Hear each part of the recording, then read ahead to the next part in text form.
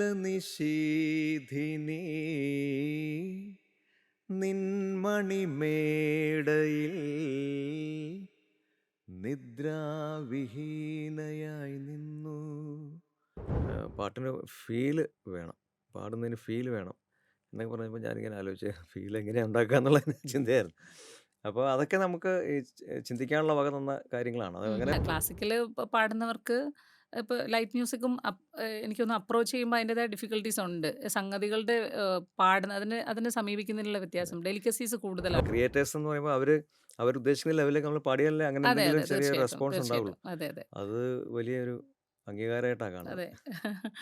ദാസേട്ടൻ്റെ പാട്ടുകള് ദാസേട്ടൻ പാടുന്ന കേൾക്കുമ്പോൾ ഈ സംഗതികളൊന്നും ഇങ്ങനെയൊന്നും നമുക്ക് നമുക്ക് ഇത്ര മനസ്സിലാവില്ല. വേറെ വേറെ അങ്ങനെ അതെ അതെ മനസ്സിലാവില്ല. അതെ നമ്മൾ പഠിക്കാനെടുക്കുമ്പോഴാണ് അതെ ഇത് അതെ തൊടാൻ അതെ പറ്റില്ല അതെ എന്നുള്ളത് അതെ മനസ്സിലാവുന്നത്. അത്രയ്ക്കും ഒരു ഈ ദാസേട്ടൻ അതെ പാടുമ്പോഴുണ്ട്. അതെ അതെ. ശ്യാമസുന്ദര പുഷ്പമേ എൻ്റെ പ്രേമ സംഗീതമാണു നീ. മ്യൂസിക്കലി വിത്ത് സുജിയുടെ പുതിയൊരു എപ്പിസോഡിലേക്ക് എല്ലാ പ്രിയപ്പെട്ട പ്രേക്ഷകർക്കും സ്വാഗതം. ഇന്ന് നമ്മളോടൊപ്പം ആ, അതിഥിയായി വന്നിട്ടുള്ളത് എല്ലാവർക്കും സുപരിചിതനായ വളരെ പ്രശസ്തനായ പ്ലേബാക്ക് സിംഗർ ഗണേഷ് സുന്ദരമാണ്. ഗണേഷ് ചേട്ടാ, welcome to the show. Thank you. എന്തായി വിഷു എവിടെ വരെയൊക്കെയായി വിഷു അടുത്തെത്തിയല്ലോ. എത്തി? ഇലക്ഷൻ്റെ ഒക്കെ ഓളത്തിലായിരുന്നല്ലോ നമ്മളെല്ലാം. വിഷു സത്യം പറഞ്ഞാൽ മറന്നിരിക്കുകയായിരുന്നു. ഇന്നാണ് ഞാൻ അതിനെക്കുറിച്ച് ആലോചിച്ചത്. വിഷു ആയല്ലോ. ആയല്ലോ. ഈ വിഷുവിൻ്റെ ഓർമ്മകളെന്ന് വെച്ചാൽ ഇപ്പോൾ എനിക്ക് തോന്നുന്നു അധികം ആ, പാട്ടുകളും കാര്യങ്ങളൊക്കെ ആയിട്ട്. പക്ഷെ കുട്ടിക്കാല ഓർമ്മകൾ എനിക്ക് തോന്നുന്നു വിഷുക്കാല ഓർമ്മകൾ ഇഷ്ടം പോലെ ഉണ്ടാവും. കുറച്ച് ഓർമ്മകൾ നമ്മളോടൊന്ന് പങ്കുവയ്ക്കാമോ? ഒരു പാട്ടും. കുട്ടിക്കാലത്തെ വിഷു ആണല്ലോ ഓർമ്മയിലേക്ക് വരിക അതെ, അതെ. എപ്പോഴും. അത് എല്ലായ്പ്പോഴും വെക്കേഷൻ അച്ഛൻ്റെ ഉം, ഉം. വീട്ടിലേക്ക് പോകുന്ന ഒരു ഉം, ഉം. ഏർപ്പാടാണ്. അപ്പോൾ അവിടുത്തെ വിഷുവാണ് എപ്പോഴും ഓർമ്മയിൽ. അപ്പോൾ ചെറിയ പ്രായത്തിൽ തൊട്ട് നമ്മൾ കേൾക്കുന്ന പാട്ട്, വിഷു സമയത്ത് കേൾക്കുന്ന ഒരു പാട്ട് വാണിയമ്മ പാടിയ അർജുന വാണിയമ്പാടി. മാസ്റ്ററുടെ പാട്ടാണ് അത്. ആ പാട്ട് ഇപ്പോഴാണെങ്കിലും അതെ, ആ പാട്ട് കേട്ടാലേ വിഷു ആയി എന്നൊരു തോന്നൽ മനസ്സിൽ ഉണ്ടാകുന്നുള്ളൂ.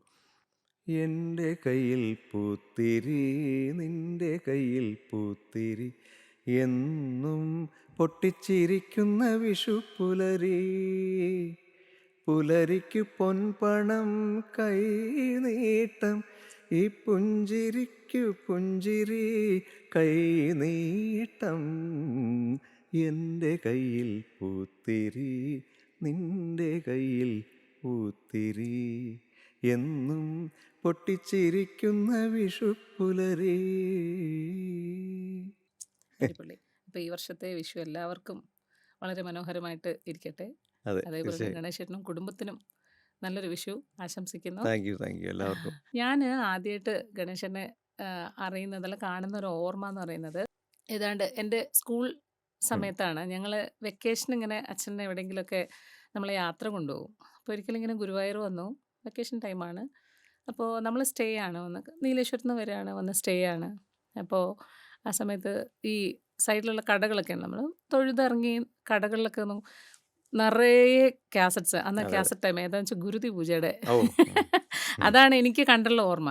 അപ്പോൾ ആ കടകളുടെ ഫ്രണ്ടിലൊക്കെ പടമുള്ളത് ഇങ്ങനെ ഇരിക്കുന്നുണ്ട്. അപ്പോൾ നമ്മളങ്ങനെ പാട്ട് ശ്രദ്ധിക്കുന്നുണ്ട്. ഫുള്ളും 2 സൈഡിലുള്ള കടകൾ, ഏതൊരു നടയിൽ നമ്മൾ പോയാലും ഇത് തന്നെയാണ് അധികം കേൾക്കുക. എൻ്റെ ഓർമ്മയിൽ അതാണ് ഗണേശൻ കുറച്ചുകൂടി ചബ്ബിയായിട്ടുള്ള. അതെ അതെ അതെ, കുറച്ചുകൂടെ അതാണ് എൻ്റെ ഏറ്റവും വലിയൊരു ഓർമ്മ എന്ന് പറയുന്നത്. സെവൻറ്റിക്കിലോസ്. ആ.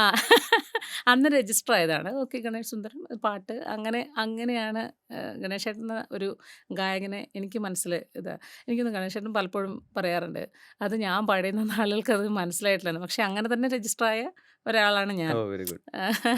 ആ പാട്ടിലൂടെ തന്നെ നമുക്ക് അങ്ങോട്ട് ഓ, തുടങ്ങിയാലോ? പിന്നെന്താ. അതിനിപ്പോൾ വേറൊരു ഹൈലൈറ്റും കൂടെ ഉണ്ടായിട്ടുണ്ട്. ആ. അത് നമ്മുടെ പ്രധാനമന്ത്രി ആദരണീയനായിട്ടുള്ള നരേന്ദ്രമോദി അത് അദ്ദേഹത്തിൻ്റെ സോഷ്യൽ മീഡിയ പ്ലാറ്റ്ഫോംസിലെല്ലാം ഷെയർ ചെയ്തത്. അയ്യോ, ഗണേശേട്ടൻ പറഞ്ഞു തന്നെ എവിടെ ഞാൻ കേട്ടിട്ടുണ്ട്. അതെ അതെ ആ. അതെ അതെ, അപ്പോൾ റീസെൻ്റ്ലി സംഭവിച്ചതാണ്. ആ, ഹാ, ഹാ. അതൊരു ഒരു അതൊരു ഭാഗ്യം. വലിയ അതെ ഭാഗ്യമായി. അതെ അതെ അതെ അതെ, അതിപ്പോൾ എത്രയോ പ്രമുഖരായിട്ടുള്ള ഗായകരുടെ പാട്ടുകൾ സോഷ്യൽ മീഡിയ പ്ലാറ്റ്ഫോമിൽ ഉണ്ടല്ലോ. ഉം, ഉം.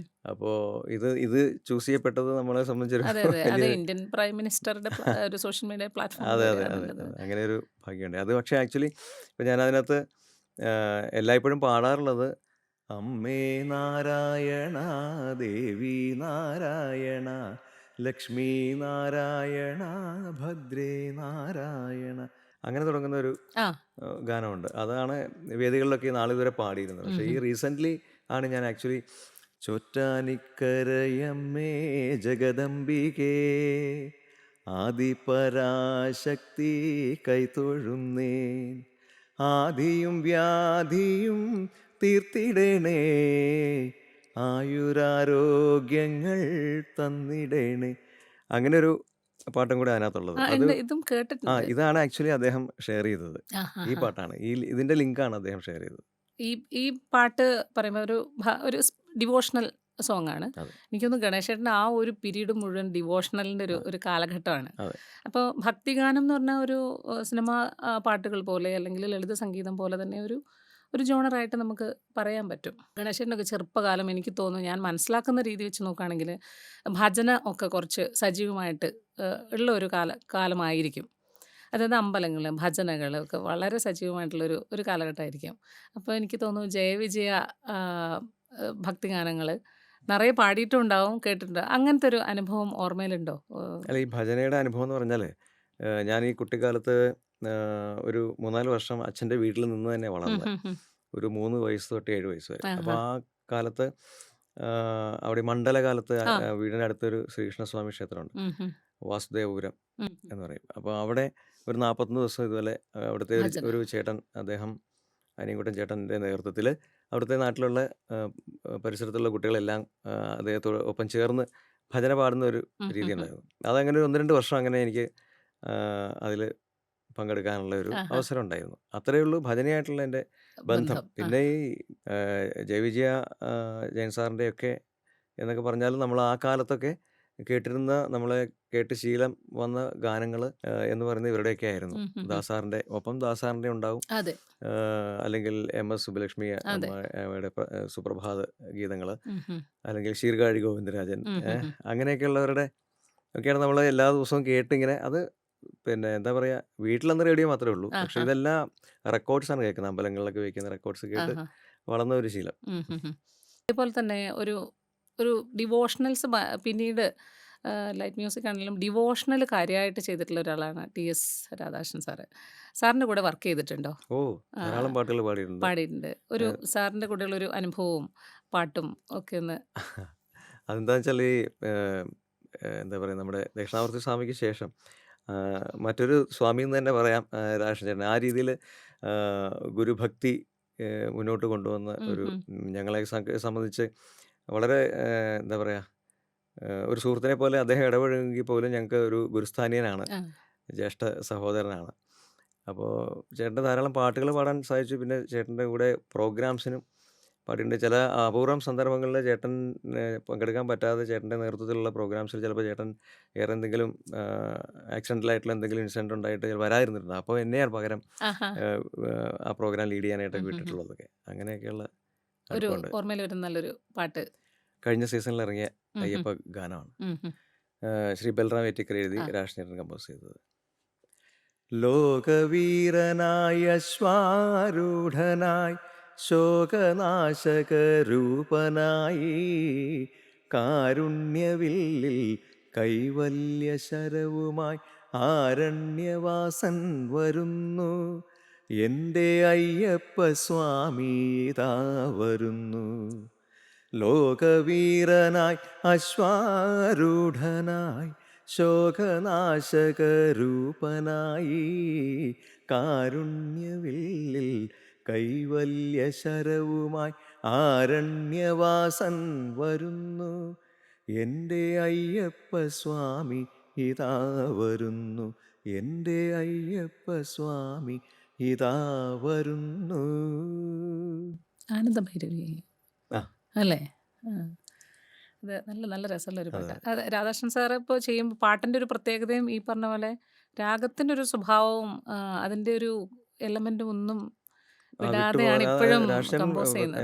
എല്ലാ പാട്ടുകളും രാഗ അധിഷ്ഠിതമായിട്ട് ചെയ്യും. അതെ, അതെ, അതെ. മാത്രമല്ല, ഒരു 10 പാട്ടിൻ്റെ ഒരു ആൽബം ഉണ്ടെങ്കിൽ അതിൽ 1-2 പാട്ട് വളരെ റെയർ ആയിട്ടുള്ള രാഗങ്ങളിൽ അദ്ദേഹം ആഹാ. കമ്പോസ് ചെയ്യുന്നതാണ്. ചെയ്ത് അതെ അതെ ആ ഒരു റൂട്ടിൽ തന്നെയാണ്. അത് ഭക്തിഗാനങ്ങൾ തന്നെയാണ് എനിക്ക് തോന്നുന്നു ഏറ്റവും അധികം ചെയ്തിട്ടുള്ളതും അദ്ദേഹം രാജൻ ചെയ്തിരിക്കുന്നത്. അതെ ലൈറ്റ് മ്യൂസിക്കും ചെയ്തിട്ടുണ്ട്. പക്ഷേ ആ അദ്ദേഹം കൂടുതൽ അതെ ലൈറ്റ് മ്യൂസിക് എസ്റ്റാബ്ലിഷ് ഉണ്ട്. ആയത് ഭക്തിഗാനങ്ങളിലൂടെയാണ്. അതെ. ദാസാർ പാടി എത്രയോ ആ അതെ ദാസാറിന് അതെ വേണ്ടി ഏറ്റവും കൂടുതൽ ഭക്തിഗാനങ്ങൾ കമ്പോസ് ചെയ്തതും രാഷൻ ആ. ചേട്ടനാണ്. അല്ല അങ്ങനെ ഒരാളുണ്ട് എന്നുള്ളതാണ്. അതെ. അത് ഒപ്പം വർക്ക് ചെയ്യാനൊക്കെ പറ്റുന്ന ഒരു അത് വളരെ സൗഭാഗ്യവും ഉണ്ടായിട്ടുണ്ട്. സംശയമില്ല. ഗണേശേട്ടൻ്റെ ഒരു ഒക്കെ ഒരു ചെറുപ്പ കാലഘട്ടം എന്ന് പറഞ്ഞാൽ ഞാൻ മനസ്സിലാക്കുന്ന ഒരു രീതി വെച്ച് നമ്മൾ ഈ സിനിമ പിന്നണി ഗാനം രംഗം ഭയങ്കര സജീവമായിട്ട് കേരളത്തിൽ അതിൻ്റെ ഒരു വസന്തകാലം എന്ന് പറയാം. വരുന്നൊരു സമയമാണ് ഈ രാഘവൻ മാസ്റ്ററിൻ്റെ പാട്ടുകൾ അല്ലെങ്കിൽ ബാബുരാജ് പാട്ടുകൾ അത് തൊട്ടിങ്ങോട്ടുള്ള പാട്ടുകൾ. ഇപ്പോൾ രാഘവൻ മാസ്റ്ററിൻ്റെ പാട്ടുകളെക്കുറിച്ച് പറയുമ്പം മനസ്സിലേക്ക് ഒരുപാട് പാട്ടുകളാണ് പെട്ടെന്ന് വരുന്നത്. അതെ. ഒപ്പം നമുക്കിങ്ങനെ ദാസേട്ടൻ്റെ ശബ്ദം വരും, അല്ലെങ്കിൽ വാണിയമ്മയുടെ ശബ്ദം വരും. ഇതൊക്കെയാണ് നമുക്ക് പെട്ടെന്ന് മനസ്സിലേക്ക് വരുന്നത്. അപ്പോൾ രാഘവൻ മാസ്റ്ററിൻ്റെ കൂടെ ഗണേശേട്ടൻ വർക്ക് ചെയ്തിട്ടുള്ളത് ഞാൻ കേട്ടിട്ടുണ്ട്.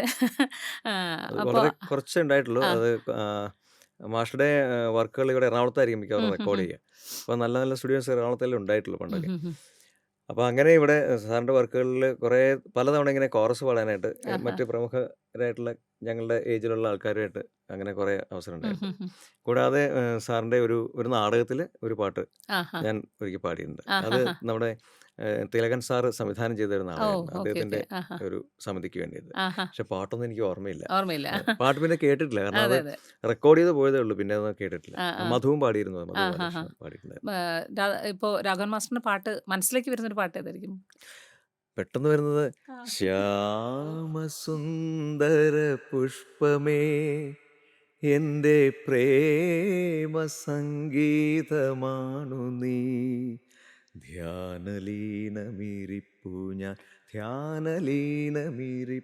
ഞാൻ ഗാനമെന്നെ മറക്കുമോ എൻ്റെ ഗാനമെന്നിൽ മരിക്കുമോ.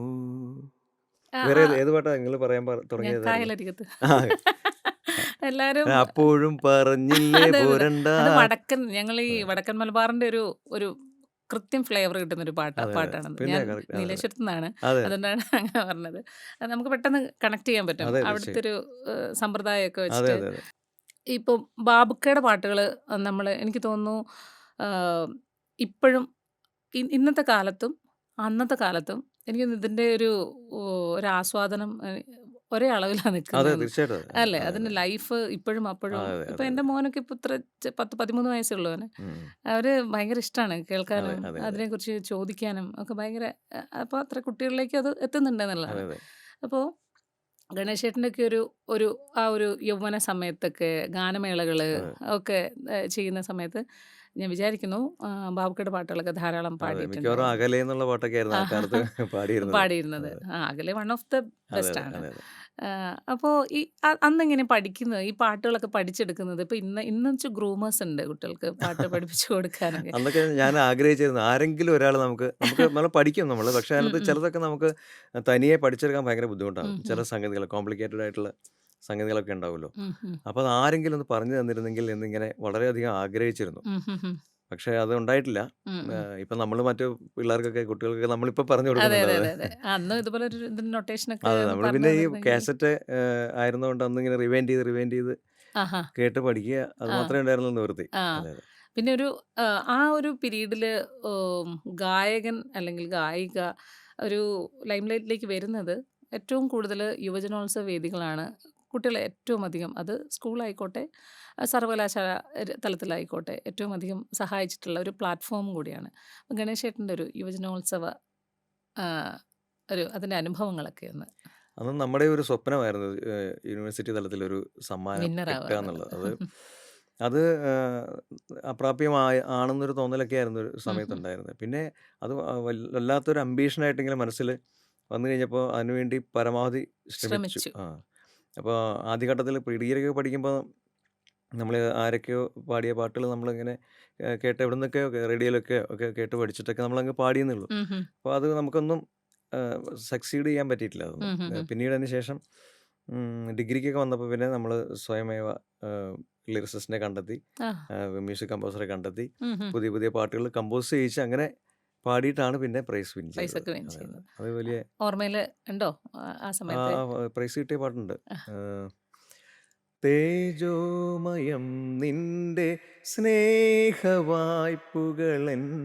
ഏതോ സങ്കൽപ്പത്തിൻ സായുജ്യമാകവേ ചാരത്തു വന്നു നീയേൽപ്പിച്ച ക്ഷതങ്ങളോ ചാരിതാർത്ഥ്യത്തിൻ സുഖനോവുകൾ ചാരത്തു വന്നു നീയേൽപ്പിച്ച ക്ഷതങ്ങളോ ചാരിതാർത്ഥ്യത്തിൻ സുഖനോവുകൾ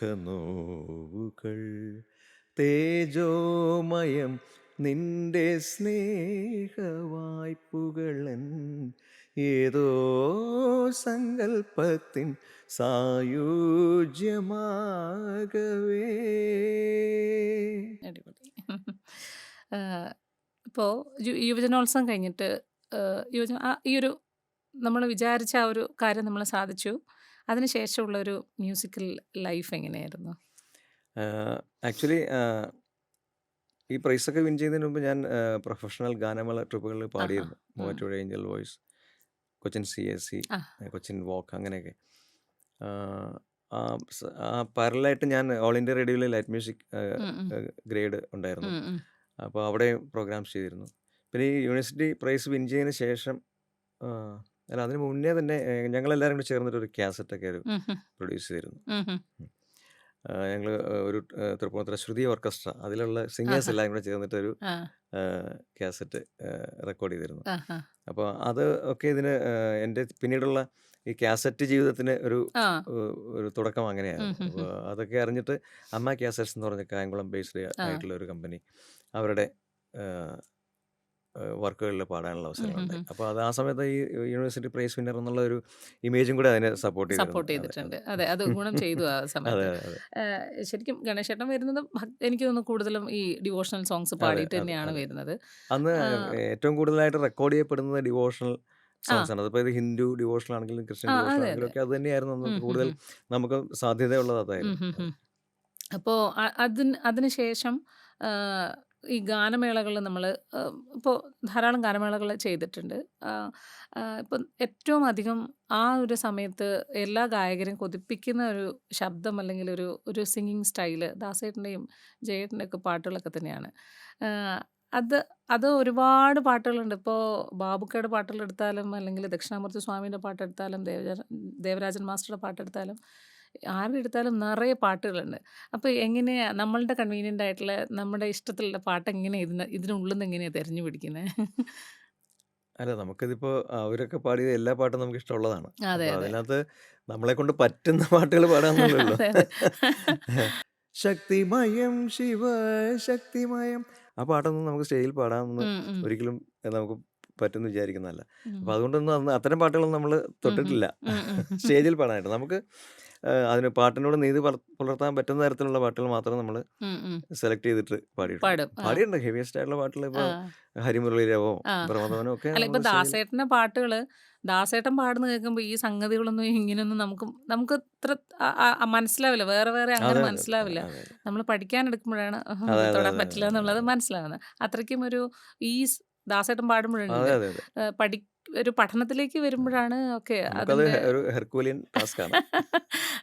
ഇപ്പോൾ എനിക്ക് ഭയങ്കര ഇഷ്ടപ്പെട്ട ഒരു ഗായകൻ ആണ് ബ്രഹ്മാനന്ദൻ. ഓ എനിക്കതിൽ ഏറ്റവും കൂടുതൽ ഏറ്റവും ഞാൻ ഇഷ്ടപ്പെടുന്ന ഒരു പാട്ടും എനിക്ക് തോന്നുന്നു ആ ഒറ്റ പാട്ട് മതി. ബ്രഹ്മാനന്ദൻ എന്ന് പറയുന്നൊരു നീലനിശീഥിനി എന്ന് ആഹാ. പറയുന്ന പാട്ട് അത് നമ്മുടെ അർജുനൻ മാഷ് കമ്പോസ് ചെയ്ത പാട്ട്. അതെ അപ്പോൾ ഈ ആ ഒരു സമയത്ത് ബ്രഹ്മാനന്ദൻ്റെ പാട്ടുകൾ പാടിയിട്ടുണ്ടോ? പിന്നെ ആ സമയത്ത് നല്ല ഇപ്പോഴും പാടാറുണ്ട്. ഉം, ഉം. നീലനിശേനി പല വേദികളിലും പാടിയിട്ടുണ്ട്. ആ ആ അതെ പിന്നെ ഓ താരകരൂപിണി നീയെന്നും ഉം. എന്നുടെ ഭാവന രോമാഞ്ചമായിരിക്കും അതൊക്കെ ആ അതുണ്ട്. പിന്നെ ഞാനിത് ചോദിക്കാൻ കാരണം എന്താ വെച്ച് കഴിഞ്ഞാൽ കഴിഞ്ഞ ദിവസം നമ്മൾ വീട്ടിൽ ഞാനിങ്ങനെ ബ്രഹ്മാനന്ദൻ്റെ പാട്ടുകൾ എൻ്റെ മോന് ഇങ്ങനെ ഇൻട്രൊഡ്യൂസ് ചെയ്ത് ഓ കൊടുക്കുകയാണ്. ഇങ്ങനെ ഒരു സിംഗർ ഉണ്ടായിരുന്നു ഉം. എന്നൊക്കെ പറഞ്ഞപ്പോൾ ജസ്റ്റ് ഈ നീലനിശീഥിനി ഞാൻ ആ, ഒന്ന് പാടാം അങ്ങനെ ആ ചേട്ടാ അത് പിന്നെന്താ ആയിക്കോട്ടെ. അത് പാടിയിട്ട് പറയാം. ഉം. നീലനിശീധിനി നിൻമണിമേടയിൽ നിദ്രാവിഹീനയായി നിന്നു നിൻമലർവാടിയിൽ നീറുമോരോർമ്മ പോൽ നിർമ്മലേ ഞാൻ കാത്തു നിന്നു നിന്നു നിന്നു ഞാൻ കാത്തു നിന്നു. അയ്യോ! അത് ഭയങ്കര ഒരു പാട്ടാണ്. ഒരു പിന്നെ അപ്പൊ ഭയങ്കര ഇമോഷണൽ ആ അത് ലെവലാണ് അതിന്. ഇപ്പം അദ്ദേഹത്തിന്റെ മോൻ എല്ലാ കേട്ടത് പാട്ടും ആദ്യമേ എന്നോട് പറഞ്ഞെ എന്തൊരു പിച്ച് എന്തൊരു ആക്യുറസി ആണെന്നാണ് ആദ്യം അവൻ ചോദിക്കുന്നത്. അതിനുശേഷം കമ്പോസറൊക്കെ ചോദിക്കുന്നുണ്ട്. ഇപ്പോൾ അർജുൻ മാഷിന്റെ പാട്ടുകൾ എല്ലാ പാട്ടുകളും ഏത് പാട്ടെടുത്ത് അതെ കഴിഞ്ഞാലും അതെ അതെ. എല്ലാം അർജുൻ മാഷിന്റെ കൂടെ വർക്ക് ഓ ചെയ്തിട്ടുണ്ടോ? ഉണ്ട് ഉണ്ട്. അത് എൻ്റെ കഥ അപൂർവം കേൾക്കാൻ വളരെ കുറച്ച് പാട്ടുകൾ പാടിയിട്ടുണ്ട്. പാടിയിട്ടുണ്ട്. പിന്നെ അദ്ദേഹത്തിന്റെ മിക്കവാറും എറണാകുളത്തുള്ള പ്രോഗ്രാംസിലൊക്കെ ഞാൻ പാടിയിട്ടുണ്ട്. സാറിന്റെ പാടിയിട്ടുണ്ട്. പേരിലുള്ള പ്രോഗ്രാംസിലൊക്കെ ആഹാഹാ. ഒരു സമയത്ത്, ഇപ്പോഴില്ല, ആഹാ. ഒരു സമയത്ത് എനിക്ക് തോന്നുന്നത് 90s തുടക്കം മുതൽ കുറേ കാലം പല പരിപാടികളിലായിട്ട് ഉം ഹും ഹും. സാറ് തന്നെ എന്നെ ഒരിക്കൽ സാറൊക്കെ അതിൻ്റെ നേതൃത്വത്തിലുള്ള ഒരു സംഘടനയുടെ ഒരു പ്രോഗ്രാം ഉം. പള്ളുരുത്തിയിൽ വെച്ച് നടത്തിയപ്പോൾ വീട്ടിൽ വന്ന് എന്നെ ക്ഷണിക്കുകയുണ്ടായി. സത്യത്തിൽ അങ്ങനെയൊന്നും നമ്മൾ ആഗ്രഹിക്കുന്നില്ല അദ്ദേഹം ആഹാഹാ. വീട്ടിൽ വന്ന് ക്ഷണിക്കണമെന്ന്. പക്ഷെ അദ്ദേഹത്തിൻ്റെ വെച്ചാൽ അതൊരു ഒരു സ്പെഷ്യൽ പ്രോഗ്രാം ആയിരുന്നു, ഉം വളരെ ഹും. സ്പെഷ്യലായിട്ടുള്ളൊരു പ്രോഗ്രാം ആയിരുന്നു. അപ്പോൾ അതുകൊണ്ട് അദ്ദേഹം എല്ലാവരെയും അതുപോലെ തന്നെ പോയി വിളിക്കുകയുണ്ടായത്. ഉം ഹും. അതൊരു 24 ഇയേഴ്സ് ബിഫോർ ഉം മുമ്പ്. ഹും. അതെ ഇപ്പോൾ ഈ ഏപ്രിൽ 6ന് സാറിൻ്റെ ഓർമ്മ അതെ ദിവസം അതെ അതെ കൂടിയായിരുന്നു. അതെ. അപ്പോൾ ഞാൻ പെട്ടെന്ന് ഇങ്ങനെ അർജുൻ മാഷിൻ്റെ കുറേ പാട്ടുകൾ അടുപ്പിച്ച് കേട്ടൊരു സമയം കൂടിയാണ്. സാറ് ഈ പറഞ്ഞ പോലെ അപ്രീഷിയേറ്റ് ചെയ്യാം, നമ്മൾ നന്നായിട്ട് ഉം ഉം പാടി ഉം. സാറിൻ്റെ മനസ്സിൽ കൊണ്ടുവന്നുണ്ടെന്നുണ്ടെങ്കിൽ ഉം ഹും. നമ്മളെ സ്നേഹപൂർവ്വം ഒന്ന് ഉം ഹും. തോളത്ത് തട്ടുകയോ കവിളത്ത് തലോടുകയോ ഒക്കെ അങ്ങനെയൊക്കെ അപ്രിഷ്യേറ്റ് ചെയ്യും. ചെയ്യും. അതെ അതെ, അതൊക്കെ വലിയ നമുക്ക് അംഗീകാരം. കാരണം ക്രിയേറ്റേഴ്സ് എന്ന് പറയുമ്പോൾ അവരുദ്ദേശിക്കുന്ന ലെവലിലേക്ക് നമ്മൾ പാടിയാലേ അങ്ങനെ അതെ എന്തെങ്കിലും അതെ ചെറിയ തീർച്ചയായിട്ടും റെസ്പോൺസ് ഉണ്ടാവുള്ളൂ. തീർച്ചയായിട്ടും. അതെ അതെ അത് വലിയൊരു അംഗീകാരമായിട്ടാണ് കാണുന്നത്. അതെ. പിന്നെ ഗണേശേട്ടൻ ഒരു ട്രെയിൻഡ് സിംഗറാണ്. അപ്പം നമ്മൾക്കൊരു ഒരു ഗുരു നമ്മളുടെ കോമൺ ഗുരു ഉണ്ട്. ആ ഞാൻ നീലേശ്വരത്തു നിന്നാണ്. ആ ആ നമ്മുടെ ടി.പി. ശ്രീനിവാസൻ സാറ്. ഞാൻ അവിടെ പഠിച്ചിട്ടുണ്ട്. ആ ആദ്യം മാഷ്ടെ ശ്രീനിവാസ മാഷ്ടെ ചേട്ടനുണ്ട് ആ ഉണ്ണികൃഷ്ണൻ ആ എന്ന് ആ പറഞ്ഞിട്ട്. അറിയാം. മാഷ്ടെ അടുത്തായിരുന്നു ഓ പഠിച്ചുകൊണ്ടിരുന്നത്. ഓ ഓ. അപ്പോൾ ഇങ്ങോട്ട് ഞാൻ ആർ.എൽ.വിയിലേക്കൊക്കെ ട്രൈ ചെയ്തപ്പോൾ എൻ്റെ അടുത്ത് പറഞ്ഞു, എൻ്റെ അടുത്തത് ക്കാളും അനിയൻ്റെ അടുത്ത് പോവുകയാണെങ്കിൽ നമുക്ക് ഉം. കുറച്ചും കൂടെ നന്നാവും. അങ്ങനെ ഞാൻ ശ്രീനിവാസ മാഷ്ടെ അടുത്ത് പഠിച്ചിട്ടുണ്ട്. ശ്രീനിവാസൻ മാഷ് ഹൈലി ഡെഡിക്കേറ്റഡ് ആയിട്ടുള്ള ഒരു അതെ മ്യൂസീഷ്യനാണ്. അതെ. അത് എനിക്കിവിടെ അദ്ദേഹം ഇവിടെ അക്കാഡമിയിൽ പഠിക്കുമ്പോഴാണ് ഞാൻ കുറച്ച് കാലേ പഠിച്ചിട്ടുള്ളൂ. ഉം ഹും ഹും. പക്ഷെ അദ്ദേഹം അപ്പോൾ ചോദിക്കും, ഞാനതിനധികം ഗണേശനധികം ഒന്നും പഠിപ്പിച്ചിട്ടില്ലല്ലോ എന്നൊക്കെ ചോദിക്കാറുണ്ട്. എന്നാലും ഞാൻ അദ്ദേഹത്തിന് ദക്ഷിണ വെച്ചിട്ട് കുറച്ച് കൃതികളൊക്കെ പഠിച്ചതാണ് അദ്ദേഹത്തിൻ്റെ അടുത്ത്. ആഹാഹാ. അപ്പോൾ രാവിലെ എന്നെയൊക്കെ പഠിപ്പിച്ചിട്ട് വേണം അദ്ദേഹത്തിന് ഭക്ഷണം ഉണ്ടാക്കിയിട്ട് കോളേജിൽ പോകാൻ. പോവാൻ വേണ്ടിയിട്ട്. അത്രയും ബിസി ആയിട്ടുള്ളൊരു ആഹാഹാ. ഷെഡ്യൂളിലായിരുന്നു. പക്ഷെ മാഷ് ആ ഒരു പാറ്റേൺ, ആ ഒരു ഡെഡിക്കേഷൻ ഇപ്പോഴും ഇപ്പോഴും അദ്ദേഹം കീപ്പ് അങ്ങനെ ചെയ്യുന്നുണ്ട്. തന്നെയാണ് അദ്ദേഹം അത് മാഷ്.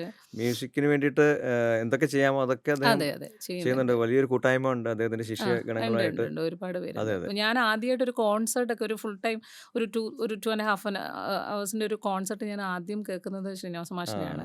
എൻ്റെ നാട് അതായതുകൊണ്ട് തന്നെ ആ ആ ആ. എനിക്ക് അങ്ങനെ അവസരങ്ങളില്ല കച്ചേരികൾ കുറവാണ് കേൾക്കാൻ കേൾക്കാൻ. വേണ്ടിയിട്ട്. ആ ആ അവിടെ ആ. കച്ചേരികൾ അങ്ങനെ അമ്പലത്തിൽ ഓഹോ അത്ര ഹോ ഹോ. ഗാനമേളകളുണ്ട്, ആ ആ ആ. കച്ചേരികൾ അത്ര സജീവമല്ല. പക്ഷേ ഞാൻ ഇപ്പോൾ ഉണ്ണിമാഷിൻ്റെ കൂടെ ആണ് പോയി ഞാൻ കേട്ടത്. അപ്പോൾ ഞാനൊരു കൈൻഡ് ഓഫ് ഒരു ഗുരുകുല സമ്പ്രദായമാണ്. മാഷിൻ്റെ വീട്ടിലേക്ക് ശനിയാഴ്ച പോവും, അവിടെ നിൽക്കും, എന്നിട്ട് 2 ദിവസം അവിടെ സ്റ്റേ ചെയ്ത് മൺഡേ ഞാൻ നേരെ സ്കൂളിലേക്ക് പോവുക ചെയ്യുന്നത്. അങ്ങനെയാണ്. അപ്പോൾ ശ്രീനിവാസ മാഷിൻ്റെ കോൺസെർട്ടൊക്കെ ഉണ്ടെങ്കിൽ നമ്മളെ അങ്ങനെ കേൾക്കാൻ ഞാനും കൊണ്ടുപോകും. ഹരിയൊക്കെ വ്യത്യാസം, മാഷിൻ്റെ മോനും ആ ആ ആ. അത്ര വ്യത്യാസമില്ല ഞങ്ങളുടെ പ്രായത്തിലൊന്നും. അപ്പം അങ്ങനെ കൊണ്ടുപോകും. Very good. അങ്ങനെ ഒരു അനുഭവമുണ്ട്.